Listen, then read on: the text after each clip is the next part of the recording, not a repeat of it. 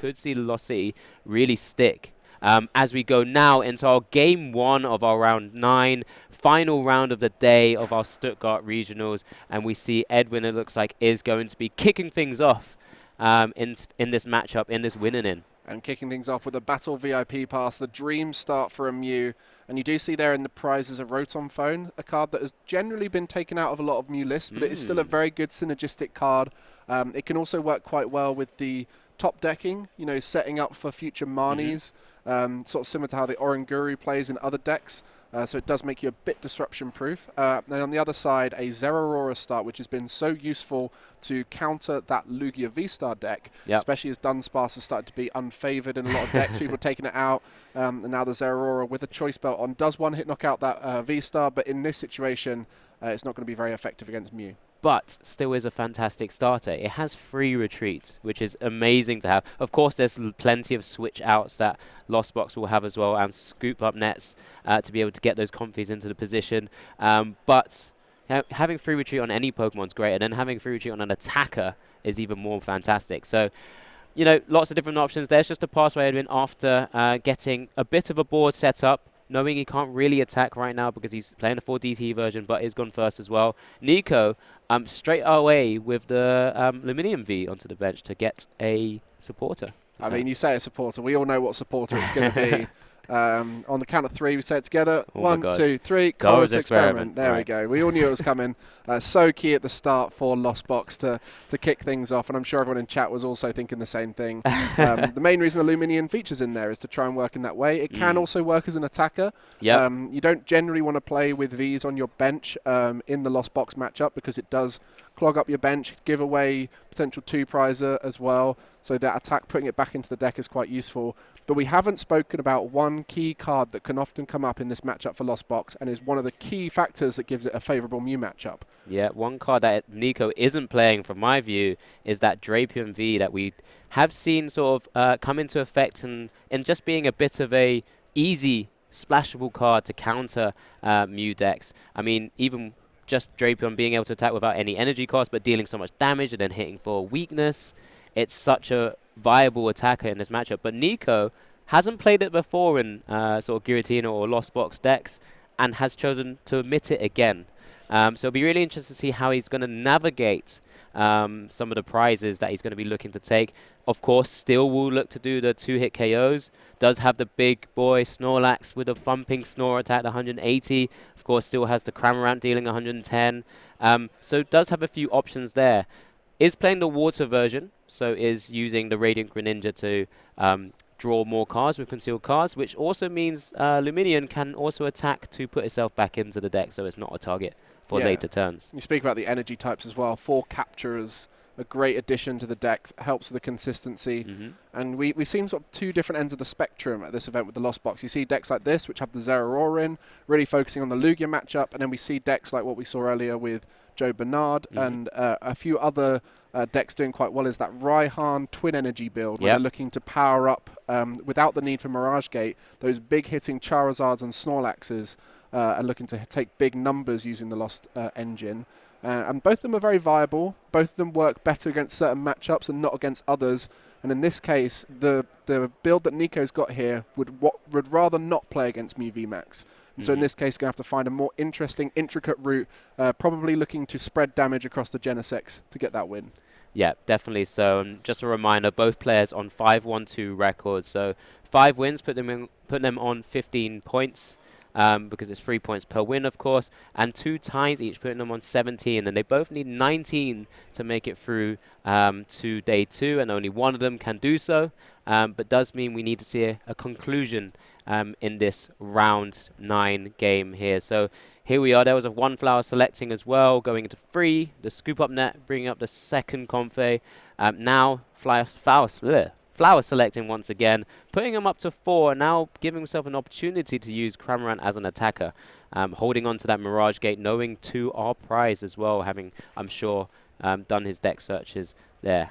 Yeah, the Cramorant with the Lost Provisions ability means that when you got 4 in the Lost Zone, the attack is free of charge, no attack cost, so Spit Innocently will be able to get 110 for no energy attachment. And it does look like a pass. No ability to retreat. Really doing that final flower selecting there, looking for a switch out. Nothing available. And so it does mean that 110 is not going to be sprinkled onto the board. And that is key. Getting that down to get some damage on the Mew would have meant it was a potential target in the future for something like a Snorlax with a choice belt. Yeah, although we're looking over at Edwyn's turn here as well. He's had to play that switch card just to kind of get cards out of his hand so he can start using that Fusion Strike system to draw up to 4. Has had to attach the choice belt and plays the boss as well. Just trying to find a way to target that Luminion as soon as possible. Does look like it's going to be a Fusion Strike system for 2. Doesn't hit the energy and not really playable cards there, I don't think I see, because that Battle VIP pass and looks like a cross switcher as well. Yeah, that's the problem with Mew. When you're getting in these early stages, if you don't have ways to get rid of cards, and he's going to cross-switcher back. Is that the Greninja? He's gone for the Greninja now. So Luminion no longer a target, and this is kind of a safer route, a safer play, get it out of the way. But then, like you said, not really ideal for Mew to be using all of these switch-outs this early on and to start powering up. Another 2 there. Just a quick ball, trying to maybe look for another Genesect perhaps. To continue drawing through. It's a bit of a slow turn right now, but we'll see how this next Fusion Strike system is going to pay off for Edwyn, if at all.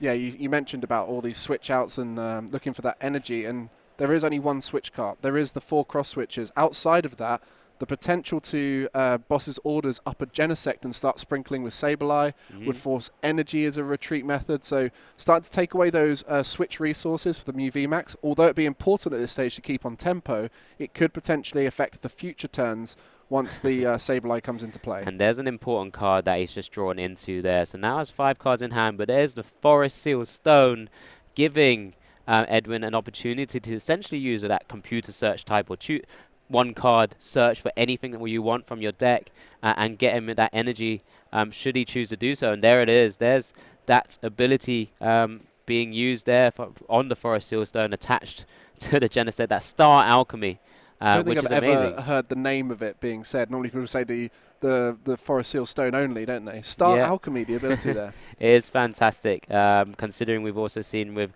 Arceus being able to take 2 from its ability name as well, which is Starbirth. There you go. There's a lot of stars. You know, I kept thinking there's a lot of stars, and I realised it is a V-star ability.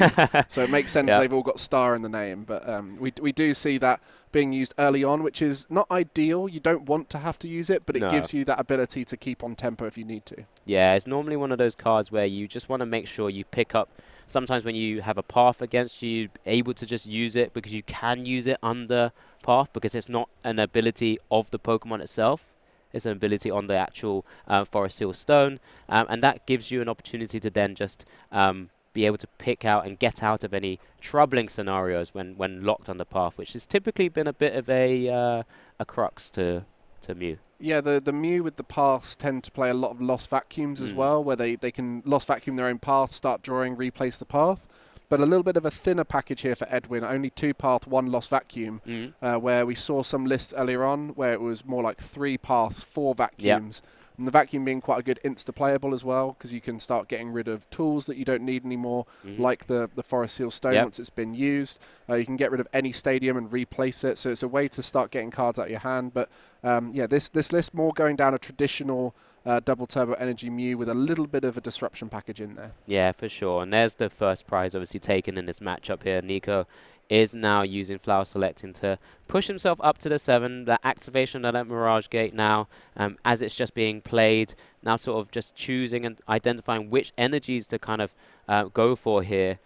Also remember, it still has that kind of very squishy Luminium V on the bench, which is always going to be a bit of a worry sometimes. Yeah, it looks like he's trying to find a way to maybe just get it out of range from a Mew. Also giving himself an opportunity to later use it, maybe to grab a bit of disruption himself, like the Roxanne or Raihan when he needs a certain card to be able to return swing on an attacker. So yeah, really interesting play here from Nico. I assume he has the water in his hand if he's putting the Psychic and Lightning Energy down. Yeah, he does play 4 copies of the Water Energy, so I imagine it's there. I can't imagine Nico not going for the Water Energy if he didn't already have one in hand. So we'll give him the benefit of the doubt for the time being. He's a very seasoned player, of course. Regular top finishes. across Europe, across the world, OCIC winner as well. So yeah, we'll give him. There you go. There Just it to is. confirm. We should put full trust in. It's just it is always a question in my head. But then equally, like you said, players of this level of experience, they don't miss that kind of thing. Especially, you saw the thought process as well. It wasn't just a insta choosing, oh, I better do Lightning and Psychic to thin it out. I've got a water somewhere. It was checked, and that's something that a lot of players will overlook sometimes. That top players haven't just got this crazy ability where they've got a memory and remember where everything is. They do make multiple checks, and if they're not sure of something, they check their hand, they check their discard pile, they check their deck, just to be sure of their decision making. And there's the Aqua return for 150 damage because it had the choice belt attached as well to that Mew, so that has 160 HP left now.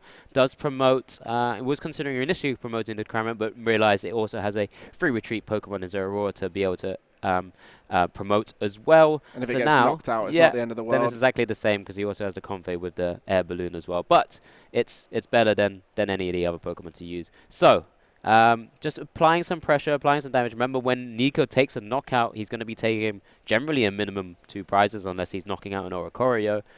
So he's still okay from a position as a single prize deck to really sort of keep up on the prize race.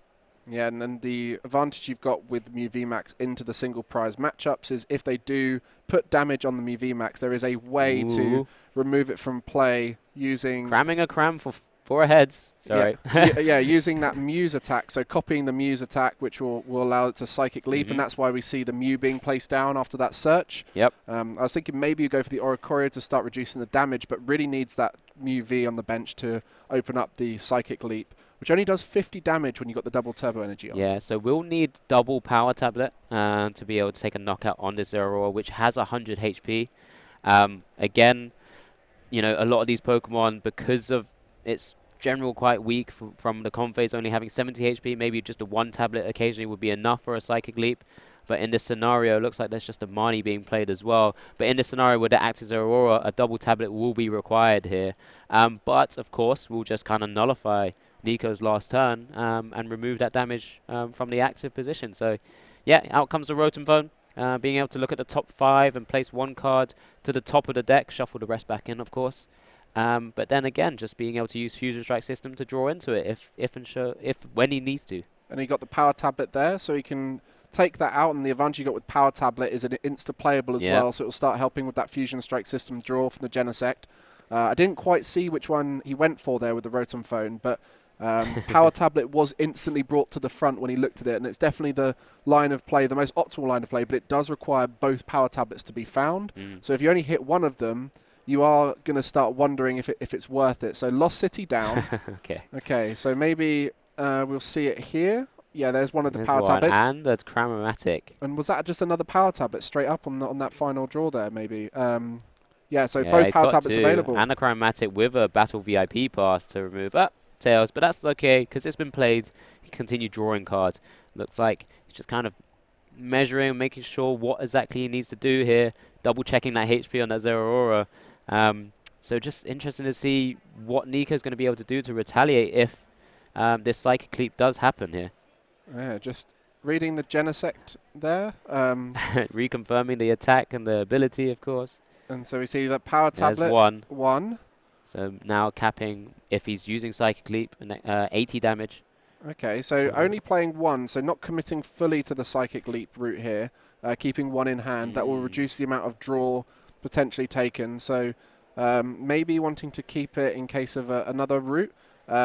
Maybe like an escape rope or something. But even then, the Cramorant would need a Power Tablet. There is no escape rope in the list. I'm trying to think what other routes would be. I think it's need to confirm because Edwyn would have attacked last turn, right? Against the Greninja. So did he use Technoblast? So he right now can't attack. Maybe looking for another card. Didn't want to overcommit the Power Tablet as well. The Technoblast, well, that was to knock out the Greninja, wasn't it? Because I believe Max Miracle would have been 20 short. 110 because of the DTE. So that's currently what I believe is happening here. So we'll still need to find another card to be able to, like an Energy, for example. For the Mew. Which is why he may not want to sort of overcommit, but does now choose to do so with a final Fusion Strike System. And looking for that double turbo There energy. it is. There's one. And yeah, that's enough for him to be able to retreat into the other Mew VMax. And actually attack with it. But does Psychic mean Leap isn't the option then, is it? no, it does mean that damaged Mew VMax is staying on that bench. So Nico in a position where he could apply pressure to 2 Mew VMaxes and just really cause multiple issues here. The Parasol comes down as well, a fantastic card that stops the effects of attacks onto your Pokemon. Things like the Yveltal, Amazing Rev Yveltal, where it's able to take the knockout without really doing any damage and so on, or anything like the Beedrill that we've seen also play the single strike Beedrill. But yeah, just takes the knockout here, now going down to 4 roses. Max Miracle there, I believe. I saw Edwyn gesture to the Mew VMax on the bench. Helps us to understand which attack was being used, pointing out the Max Miracle of the benched Mew VMax was taken. And that's Zeraora going straight into the lost zone, so True. increasing the number there for Nico's side of the board. This flower selecting will also take him to the 10 mark. Of course, Sableye not quite doing enough right now for that Mew VMax on the bench. So it'll be interesting to see, which we say often, because we don't really know exactly what Nico's going to be considering. How he's going to play out this turn. Will he damage the Mew VMax? But he's got multiple different lines of play, I think. Yeah, interesting as well with the big Parasol on the active Mew VMax, the Sableye not able to start sprinkling on the Genesect, which could be another route.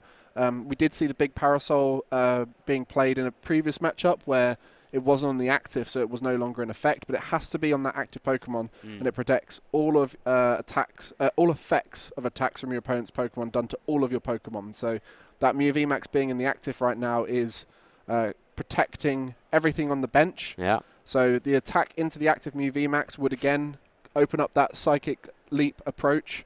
And that's the dream scenario for Mew VMax, is to take away all damage that's been sprinkled all over the board. Yeah, I guess the view from Nico's side is if there's a Pokemon that's able to essentially absorb a Psychic Leap, because 2 Power Tablets have been expended already. So they're having to Psychic Leap and not really, maybe not take a KO. Isn't ideal from Edwyn's side. So Nico's kind of finding opportunities to kind of force Edwyn to use different resources here, meaning that some of his Pokemon, like the Snorlax, may be able to survive if they're forced to use Technoblast instead. Yeah, that's true. And then the Psychic Leap from the bench Mew VMax is something that it wants to do, but it's not ideal. So the Psychic Leap route, it does take away damage on the board, but it creates a less convenient route to victory, and that's when we start thinking about late game Roxanne's, and especially if there was a path in play from Edwyn. I assume he won't play one. He's going to keep this Lost City in play for the rest of the game. Yeah, you'd assume so. The Roxanne wouldn't be too effective with the Genesect, so Nico in a rough spot to disrupt Edwyn from his game plan. But I think that Snorlax, like you mentioned, is definitely the tankiest of the Lostbox attackers, and the one which is most likely to be able to take a hit back and survive. Yeah, if a Technoblast isn't used. So I mean, this is why you would use such a big attacker in some of the Lostbox decks. And it's been a common theme now to include things like Snorlax to be able to deal heavy damage and to be able to maybe survive an attack. And this puts Edwyn in an awkward position, as we kind of mentioned multiple times. Psychic Leap would do very minimal damage and wouldn't take a prize then unless he's looking to try and gust up a Comfey. So then the Snorlax could potentially, just cause awkward situations for Edwyn. There's also the prize mapping as well that Edwyn's going to be thinking about, because if a Mew VMax does go down, that's a 3 prizer. And so if you can make sure that another Mew VMax never goes down by constantly Psychic Leaping it, then the Genesect route has to take out 7 prize cards, which is tough for Lostbox. So a lot of mapping here for Edwyn as well in terms of what prizes he does give away and which ones is good for the future. So I think here we're going to be seeing a Cramorant, which is going to put some damage on the board for that Mew, and that is within range of a double Power Tablet Psychic Leap. Yeah, definitely, and that's the 140 damage from the Spit Innocently there onto the Mew as well. So kind of putting it into range of the Snorlax as well, because the Snorlax can come up and hit for 180. Does have a water and a capture energy already attached. And it's kind of, again, we mentioned it's kind of awkward scenario now. Edwyn could try and take the knockout on this Cramorant, but it's just a Cramorant. It's not too much. It can't even 2-hit a Mew at its current stage. Would eventually want to try and take out the Snorlax, just to kind of limit the amount of damage that Nico could do.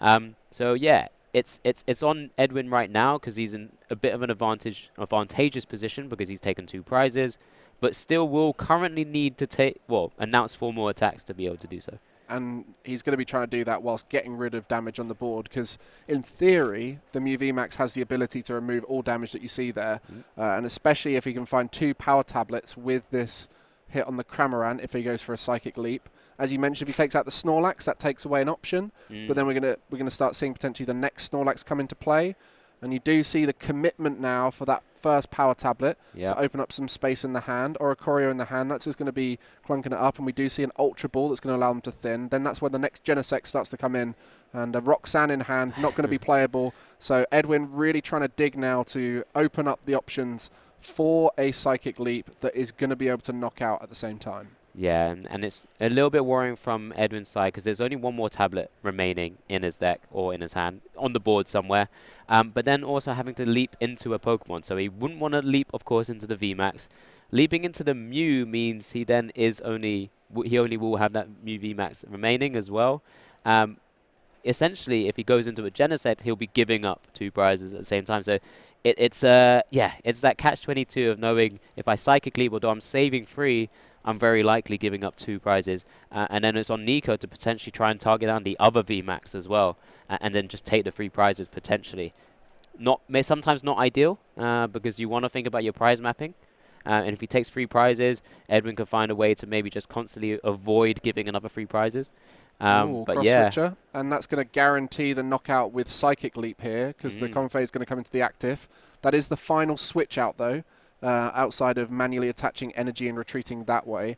But this will continue that pace, will take damage out of play, and then open up the opportunity. So you can see there, Psychic Leap puts that Mew, all that damage goes away. There's going to be a Mew V going into the active. So, so that's going to be an easy target for the Snorlax. But as we mentioned, prize mapping-wise, that then means that the Mew VMax is not a big issue if it gets knocked out. I think he's just realized exactly what I just mentioned, where he actually just realized he will be giving up 2 prizes here, because very likely to, because that Snorlax is kind of set, ready to attack next turn, and just needs a Choice Belt to do so.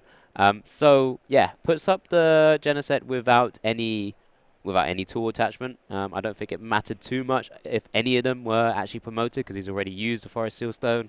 The Choice Belt, it won't be attacking anytime soon. So it doesn't matter as much. Maybe keeping it as options for Lost Vacuum to play and burn down cards from his hand if he draws into it, if he hasn't played it already. So it's on Nico right now to try and maybe target down that Mew VMax, if possible. Yeah, because if the 2 prizer goes down here, which would require a Choice Belt on the Snorlax, then that means, like you said, 2 prizes will be taken. And then that's where you start thinking, well, Mew VMax is a 3 prize Pokemon, so you still need to take 2 knockouts. So going through a Mew VMax won't be easy. And now we have the option to potentially, if we're the boss's orders, you have the potential for Psychic Leap plus Power Tablet again.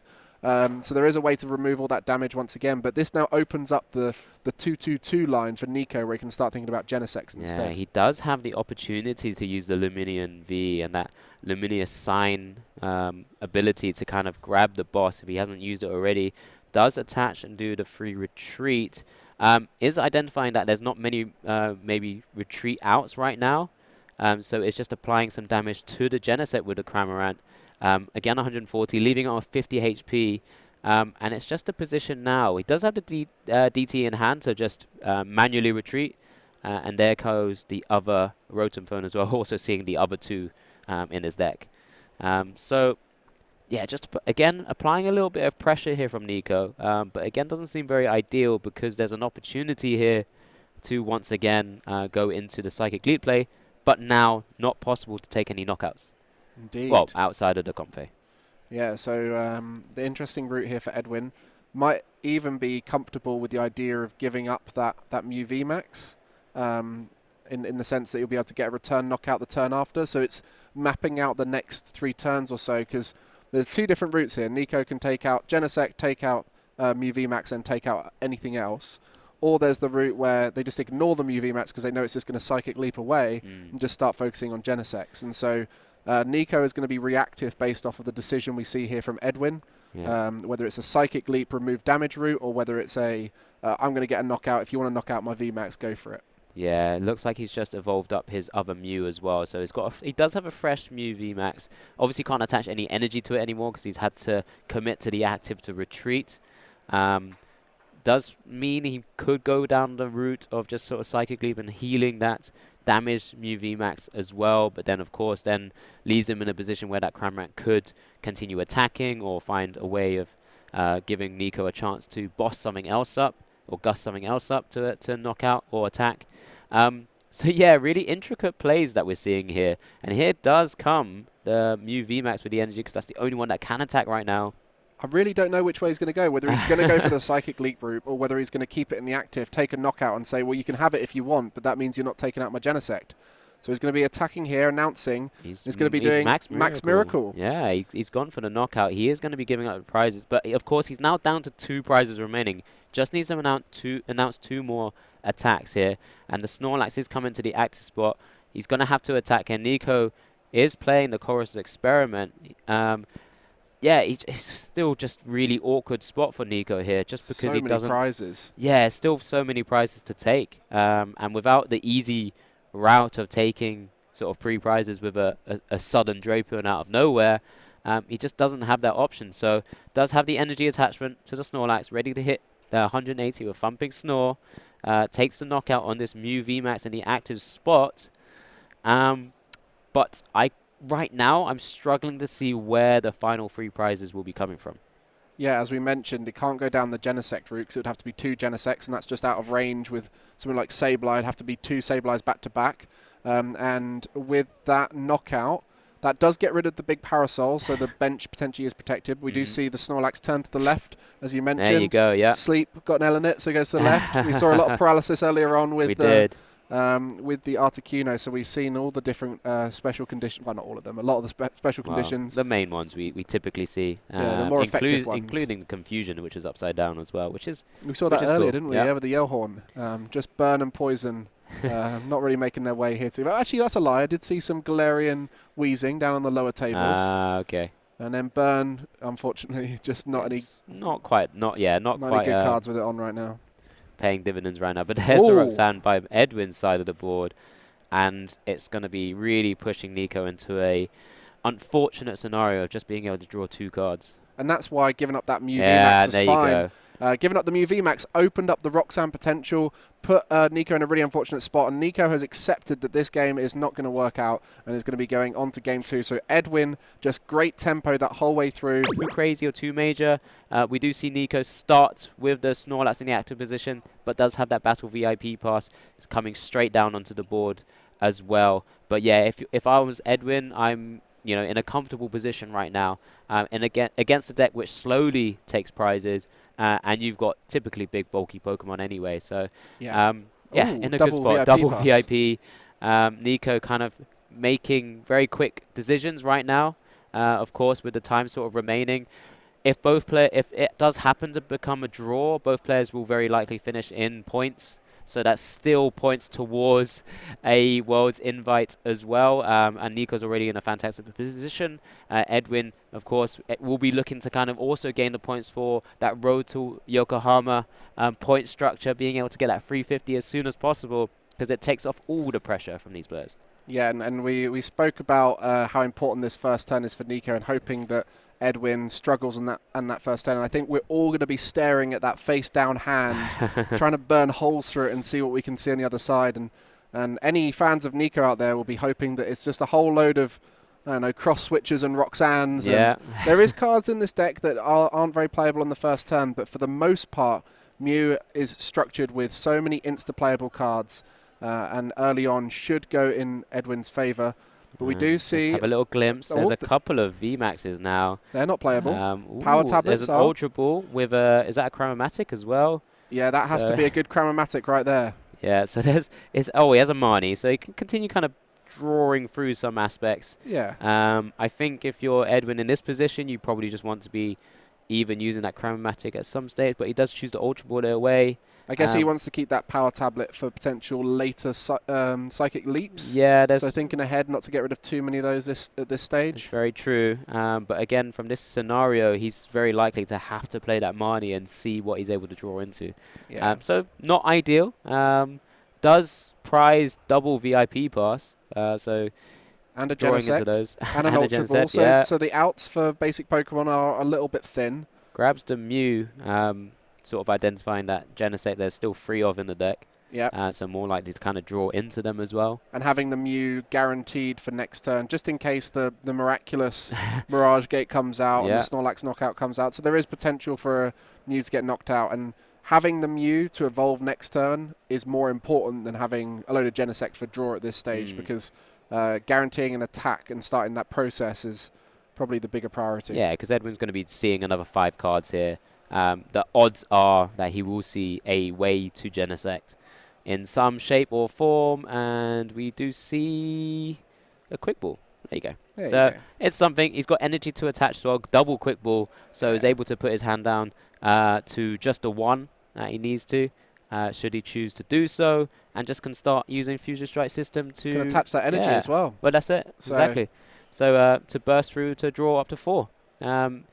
Pretty good money in all honesty there. And Nico sort of staring down at the board where double Mew, another Genesect, maybe potentially holding the extra Quick Ball right now might be an option, but I can't see him not kind of eventually deciding to play it. Yeah, but again... I'm sure Edwyn's had a lot of success today with getting those cards out, because his list looks so good for first turns for Mew.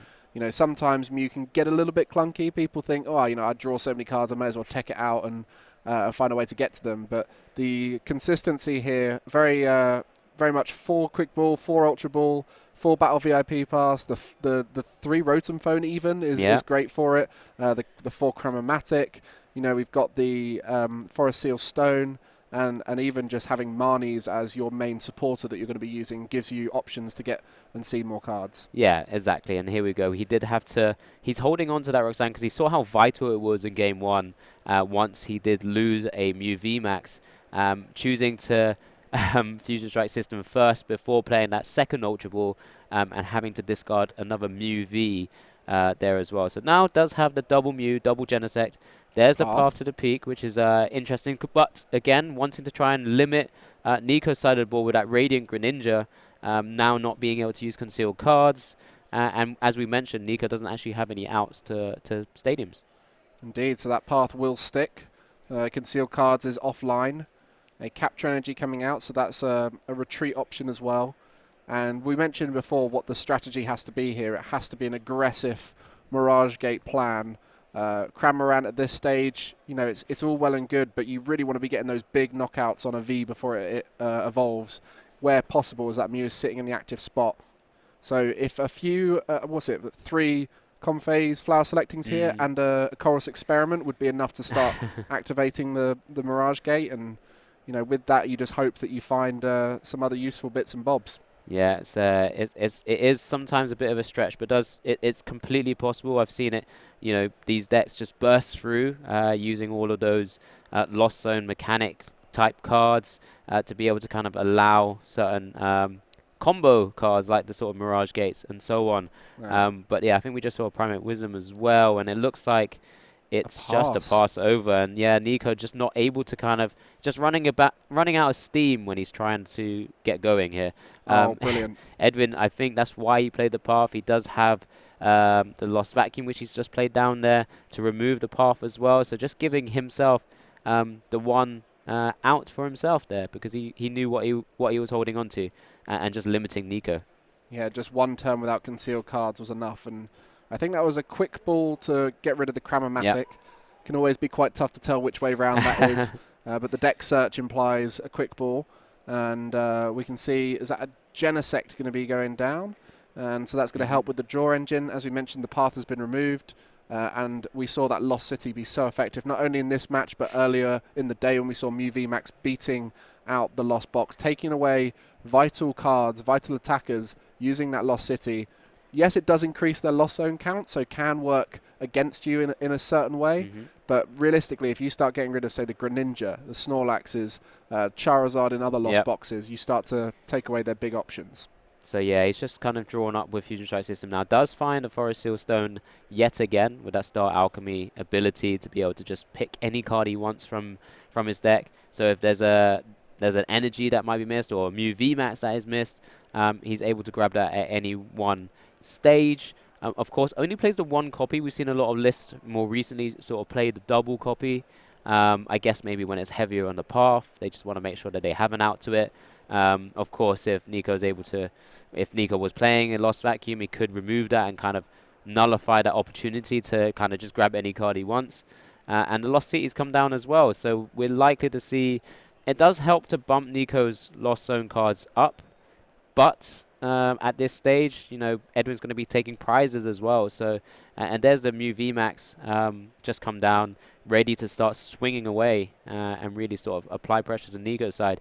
As a Lost Zone player or Lost Box player, you are the one who wants to be applying pressure as early as possible, and he's just not been able to get that spit innocently off from the Lost Zone with 4. Speaking of early pressure, Forest Sealstone used straight away to try and find the out here. I wonder if he had a cross switcher available and he's able to cross switcher that, or he's just actually just setting up the Mew VMax to bring in the Max Miracle as an attack option. Yeah, okay. Smart usage of the Forest Sealstone to guarantee an attack and also guarantee a next attack, where Technoblast in this list can be quite tricky to get around. There's not many switch outs. Yeah, and just Nico also applying that card straight to the Lost Zone there. So now we see the Lost Zone count go up to 5.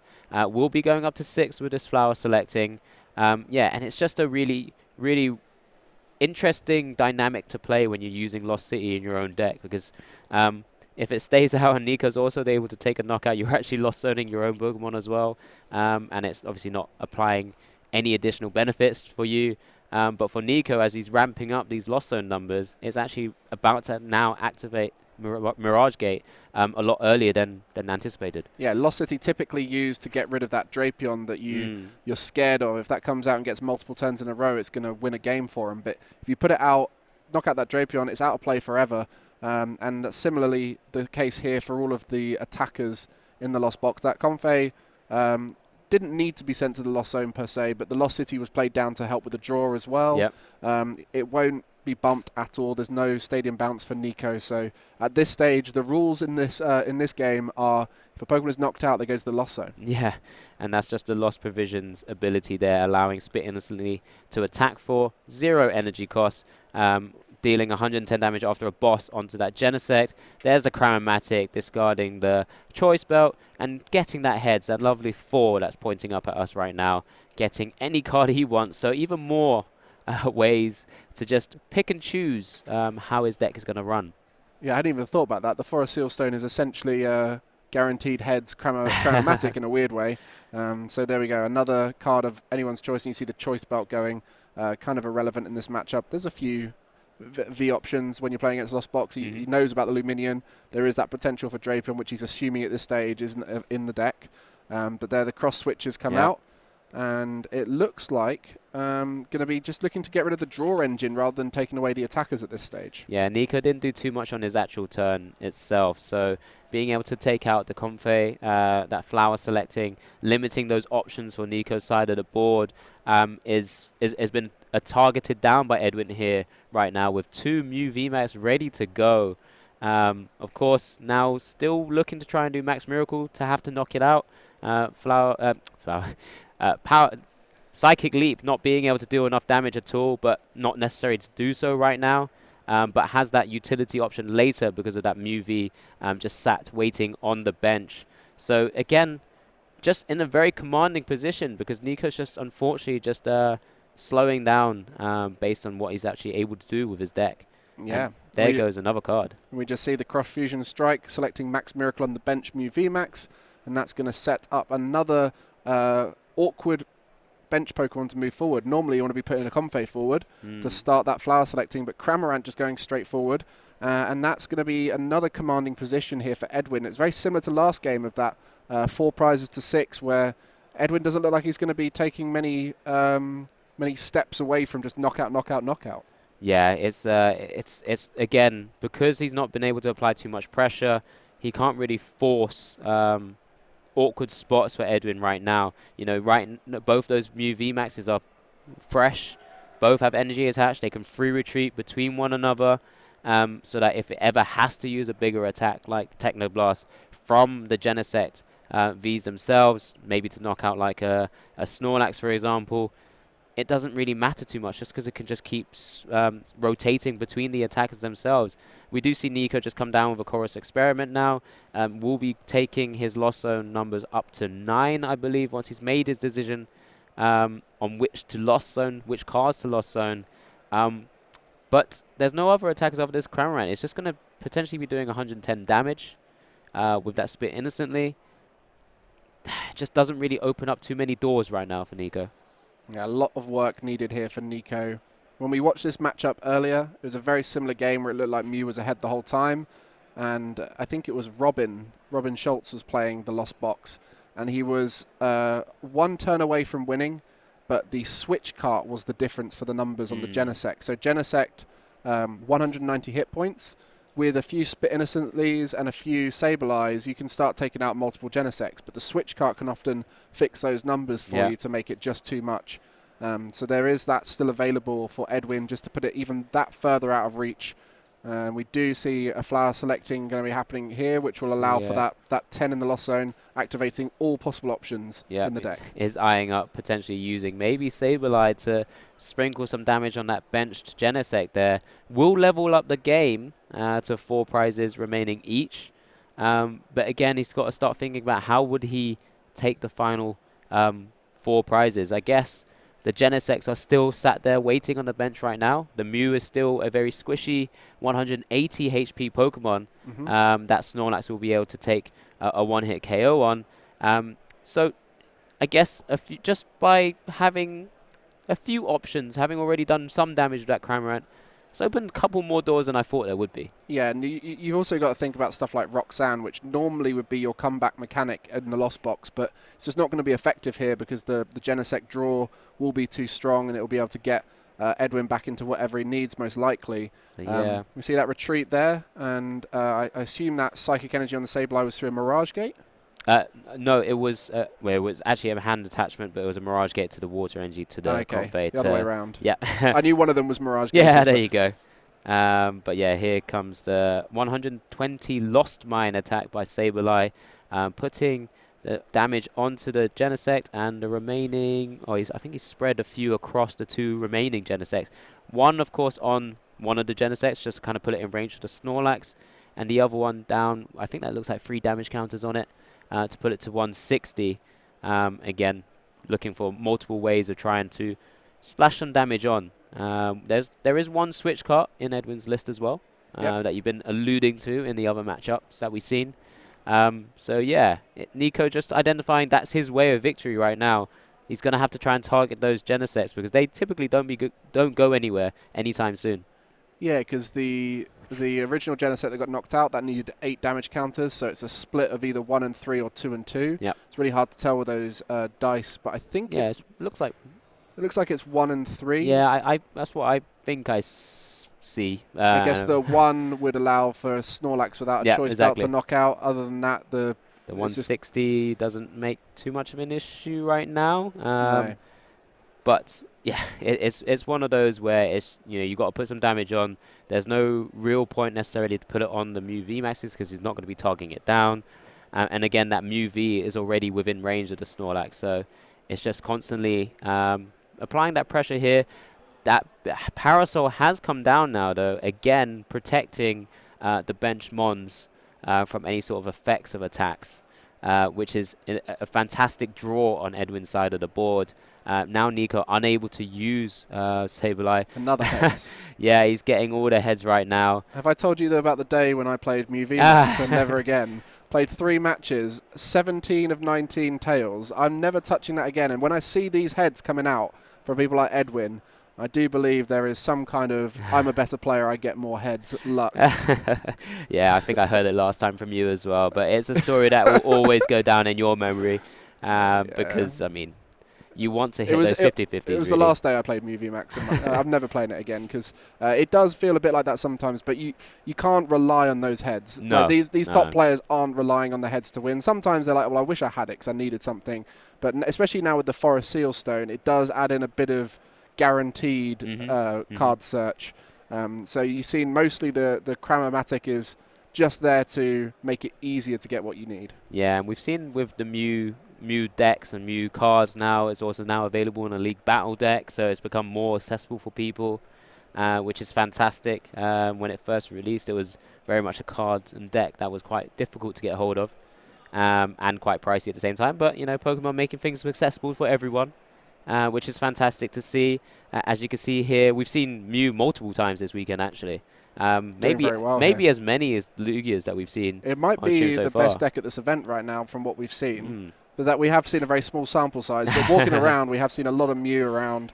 Mew, Lostbox, and Lugia seem to be the 3 best decks here. Lugia mainly struggling just because it's got such a big target on its back. So there's a lot of rogue decks out there that are taking it down. And every deck has changed the list to just be a bit more favourable into the Lugia matchup. Yeah, and there's Edwyn again, just going for the Max Miracle yet again, taking the knockout on that Sableye, going now down to 3 prizes. Again, sort of putting himself in an advantageous position in this second game of round 9. Nico does promote the Cramorant to the active spot and plays a Chorus Experiment. A number of options here. Seen a couple of energies, the Quick Ball. Yeah, it looks like he's getting rid of the Capture Energy and the Quick Ball there as he chooses to keep hold of it. Looks like an Escape Rope. But there's the Sableye again, but of course can use that attack because he can get the Parasol out of the active spot if he does have an Escape Rope. Yeah, exactly. That Escape Rope combination with the Sableye would be a great way to start sprinkling, as we see the Escape Rope being used straight away. And that's going to be to bring up the Snorlax. So with that Snorlax in the active, it's not going to be as easy as Sableye. So we're going to be looking to attack with Snorlax here.